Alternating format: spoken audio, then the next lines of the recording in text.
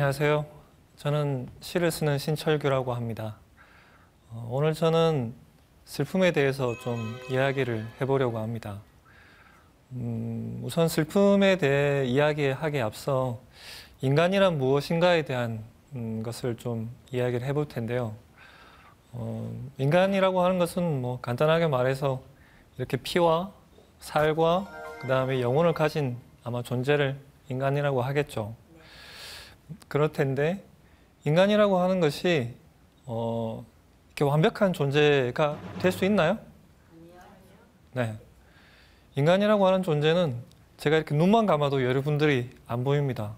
우리가 볼 수 있는 어떤 감각의 한계도 있고요. 생로병사에서 인간은 벗어날 수 없습니다. 그래서 그리스 비극에서는 인간을 뭐라고 얘기했냐면 항상 부를 때 이 죽을 수밖에 없는 인간아라고 얘기를 했습니다. 아마도 그것은 신과 다른 존재, 뭔가 한계를 가진 존재라는 것을 이야기하고 싶었던 것 같습니다.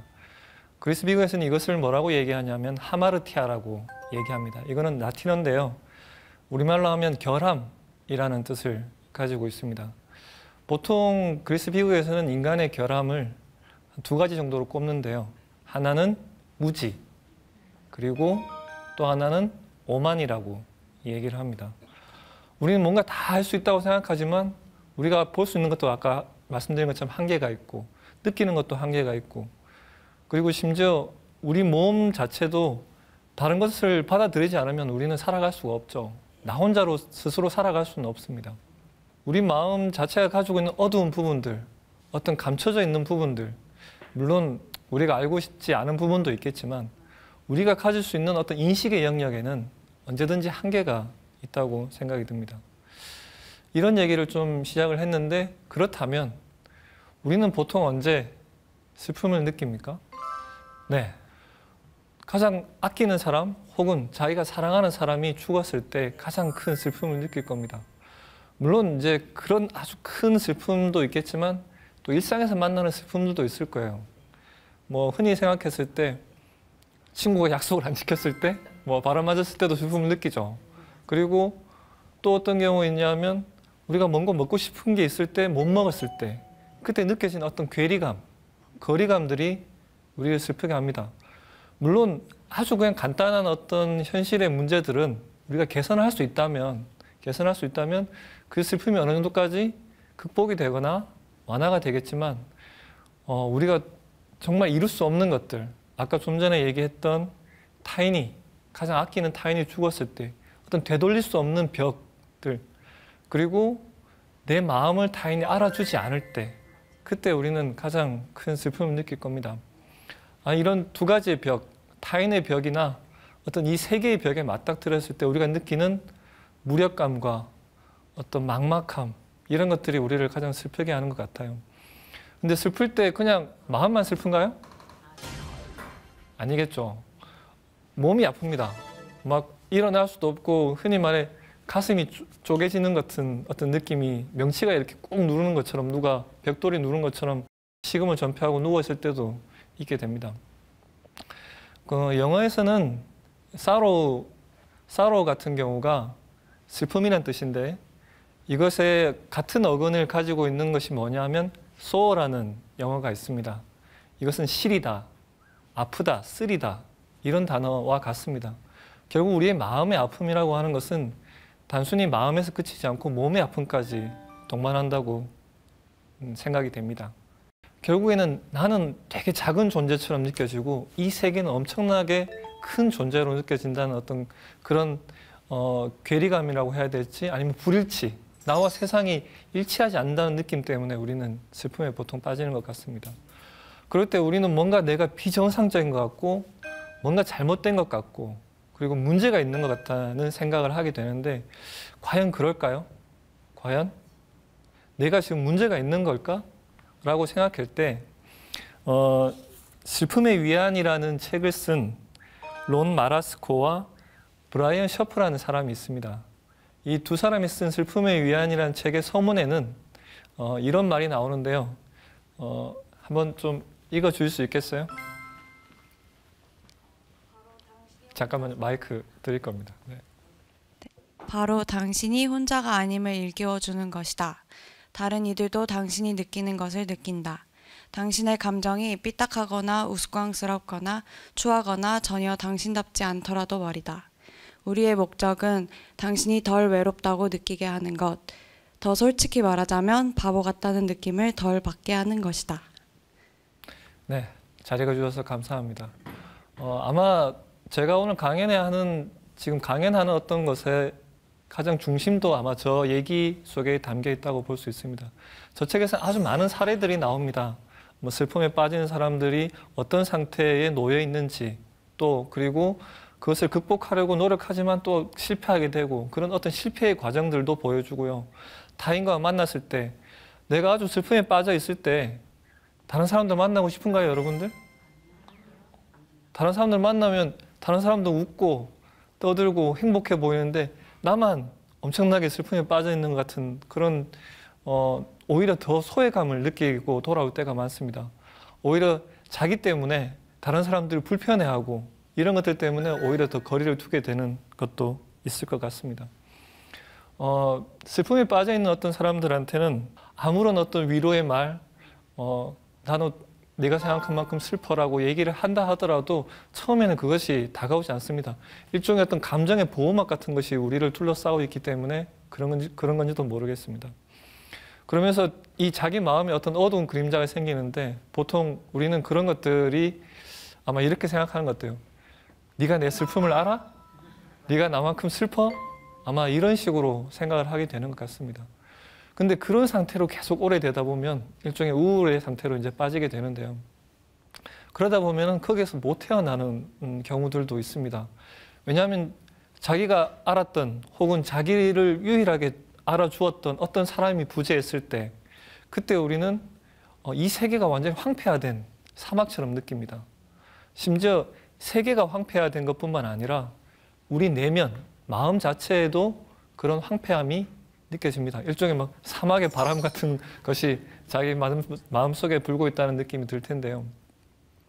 그럴 때 우리가 생각해야 될 것은 자기 슬픔만이 중요하다고 생각하는 것에서 어느 정도 벗어나는 그런 자기 슬픔을 객관화할 수 있는 시간과 거리가 필요하다고 저는 생각하는 편입니다.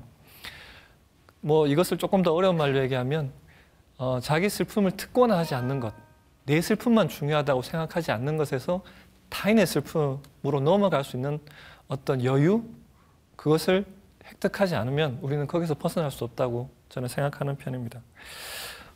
그리고 또 자기 슬픔을 타인에게 정확하게 표현할 수 있어야 한다고 저는 생각하는 편이에요. 우리가 슬픔이라고 할 때 보통 아까도 뭐 말씀드렸지만 혼자 있고 싶고 이럴 때 상당히 몸이 무거워졌다는 느낌이 듭니다. 이것은 그냥 단순히 지금 현대인이 느끼는 그런 것뿐만 아니라 아까도 말씀드린 어떤 영어 어원에서도 좀 비슷하게 다가오는 부분이 있습니다. 그리프라는 영어 단어가 있는데요. 보통 이제 비탄이라는 단어로 번역이 됩니다. 조금 슬픔보다는 조금 더 아주 이렇게 가슴을 찢어 놓는 것 같은 그런 마음의 상태를 뜻하는데 그 단어가 비슷하게 쓰여지는 것이 그래프라는 중세 영어에서는 그래프라고 얘기가 되었답니다. 그 뜻은 무겁다. 그래서 이런 식 구절이 있습니다. 어떤 눈물은 너무 무거워서 엎드려 올 수밖에 없다라는 식 구절이 있습니다. 이 슬픔의 무게 자체들이 우리를 짓누르기 때문에 그렇게 울 수밖에 없지 않은가라는 생각을 했던 것 같은데요. 결국에는 이 슬픔의 무게들을 자기가 볼 수 있는, 그리고 그것을 객관적으로 표현할 수 있는 어떤 시간 또 혹은 심리적 여유감을 획득할 수 있는 것이 우리한테 필요하지 않을까라고 저는 생각합니다. 아마 지난 어떤 여러 가지 일련의 사건들, 사회적인 사건들, 뭐 세월호를 비롯해서 뭐 해고 노동자들의 문제들 이런 것을 우리가 보았을 때 실제로 우리가 가장 슬펐던 것은 그 사태 자체가 주는 슬픔도 있지만 그것이 공감을 받지 못했다는 것에 대한 슬픔이 컸던 거라고 저는 생각합니다. 일종의 고통의 무감각의 상태라고 이야기할 수 있겠는데요. 결국에 우리는 어떤 사람들, 아마 이 어떤 사회적 부조리의 문제들을 덮으려고 하는 어떤 사람들은 그거 왜? 뭐 그 정도 가지고 왜 그래? 뭐 그 정도 슬픔은 다 있는 건 아니야? 라는 이런 말들 때문에 더 깊은 상처를 받았던지도 모르겠어요. 그러면서 삶을 위해서 또는 뭐 생계를 위해서 거기서 빨리 벗어나고 다른 것들을 더 중요하게 생각해야 되는 어떤 그런 말들에 상처를 받았을 겁니다. 그렇게 슬픔을 억누르는 사람들 혹은 슬픔을 무시하려고 하는 사람들에 맞서 싸우려고 하는 것은 맞서 싸운다기보다는 어떤 식으로 그들과 다르다는 것을 우리가 보여주는 것은 아마도 슬퍼할 수 있는 능력이라고 저는 생각을 합니다. 컨션스라는 영어 단어가 있습니다. 이것은 우리가 보통 양심이라는 단어로 번역이 되는데요. 양심이라는 단어의 이 단어를 조금 더 뜯어보면 컨이라고 하는 것은 함께 그리고 같이라는 뜻을 가지고 있고요. 또 스키엔티아, 라틴어로 스키엔티아라고 하는데 그것은 알다 또는 보다라는 말을 뜻을 가지고 있다고 합니다. 이 두 가지가 합해서 지금의 우리가 쓰고 있는 양심이라는 단어가 되었다고 이야기합니다. 결국 우리가 함께 봄 또는 함께 알려고 하는 어떤 태도가 아마 우리 양심이라는 단어의 뜻인 것 같습니다. 슬픔도 마찬가지라고 저는 생각이 들어요. 타인의 슬픔을 함께 보고 함께 느낄 수 있는 어떤 것에 흔히 말해 공감이라고 하는 것 그리고 그 공감의 폭과 깊이를 확장하지 않으면 인간은 앞으로 어떻게 될지 장담할 수 없을 것 같습니다. 실제로 타인에 대한 감정이입은 상당히 우리를 불편하게 합니다. 왜냐하면 우리에게 바쁜 시간, 일상의 바쁜 시간을 쪼개서 다른 사람에게 공감해야 되는 것은 일종의 자기 시간을 빼앗는 거죠. 그리고 또 힘들죠. 마음도 힘듭니다. 하지만 이 타인에 대한 감정이입을 차단하는 순간 그것은 스스로를 아주 작은 좁은 테두리에 갇히는 거고 또 스스로를 일종의 죽이는 것과 다르지 않을까 저는 생각을 하는 편입니다. 저는 시를 쓰는데요. 시인이라고 하는 존재는 단순히 이렇게 천국을 바라거나 아니면 천국이 있다고 말을 하는 사람은 아닌 것 같습니다. 오히려 천국이라고 하는 것이 뭔가 슬픔도 없고 고통도 없는 어떤 그런 상태라면 거기에 있는 것이라면 시인이라고 하는 존재는 그 슬픔의 자리를 그냥 없애버리는 것이 아니라 천국에 들어오지 못한 어떤 사람, 마지막까지 남아있는 한 사람, 아직까지도 울고 있고 또 슬픔에 빠져 있고 고통에 빠져 있는 어떤 존재를 천국의 가장자리에서 또는 천국의 문턱에서 기다리는 사람이라고 생각을 하고 시를 쓰는 것도 그 마지막 한 사람을 위해서 쓰는 거라고 저는 생각을 합니다. 슬픔은 기계의 오작동이거나 아니면 병에 걸린 어떤 부정적인 상태라고 저는 생각하지는 않습니다. 양심을 가진 인간에게 일어나는 자연스러운 현상이고 또 인간만이 느낄 수 있는 고귀한 능력이라고 생각을 합니다. 각자의 슬픔의 무게를 직시하고 또 그 슬픔을 정확하게 표현할 수 있을 때 우리는 슬픔의 웅덩이에서 한 발짝 내디딜 수 있지 않을까 그렇게 저는 생각합니다.